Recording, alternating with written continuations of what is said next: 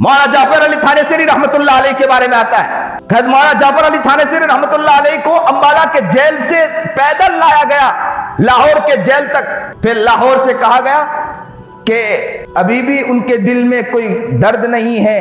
उनको खद्दर का कपड़ा पहनाया गया, हाथ को बांध दिया गया, पैर को बांध दिया गया, पैरों में जंजीर है, हाथ में जंजीर है, और कहा कि इस पिंजरे में इन्हें बंद कर दो। और पिंजरे में नोकदार सलाखें लगा दी गई, आगे भी लगाई, पीछे भी लगाई, इधर भी लगाई, उधर भी लगाई, पेंसिल नुमा सलाखें लगा दी गई जो इतनी नोकदार थी, कहते हैं कि यहां से लेकर लाहौर से लेकर मुल्तान तक के ले जाया गया माल डब्बे के अंदर। वो माल डब्बा 3 महीने के अंदर पहुंचा। सख्त लू, सख्त गर्मी का मौका था। कहते हैं मौलाना जाफर अली थानेसरी रहमतुल्लाह अलैह कि मैं जैसे ही यूं लेटने के लिए पीछे की तरफ जाता था, पीछे से नोकदार सलाख लगती थी और मैं बर्दाश्त नहीं कर पाता था, बैठ जाता था।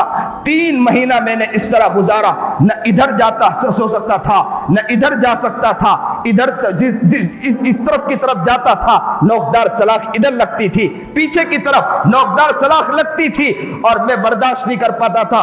3 महीने गुजरे और 3 महीने के बाद वो माल डब्बा मुल्तान पहुंचा और मुल्तान उतारा गया। हम खुश हो गए कि चलो, और जैसे ही उस गोरे ने आकर कहा कि कल सुबह इनको फांसी दे दी जाएगी, जैसे ये कहा फांसी दे दी जाएगी, हम खुश हो गए, चलो काम बन गया, कल हमें फांसी मिल जाएगी, हमें आजादी मिल जाएगी। और जैसे ही गोरा सुबह आया और कहा कि तुम खुश क्यों हो, तो कहा खुश इस बिना पर है कि हम सोचते थे कि हम तो गुनहगार हैं, हमने तो बहुत गुनाह किया है, गुनाहों की वजह से हमको तो बिस्तर पर मौत आएगी, लेकिन जैसे ही सुना कि फांसी दी जाएगी, हमने अल्लाह का शुक्र अदा किया, ऐ अल्लाह अब तो हमें बिस्तर पर मौत नहीं आएगी, हम तो शहादत की मौत मिलने वाली है।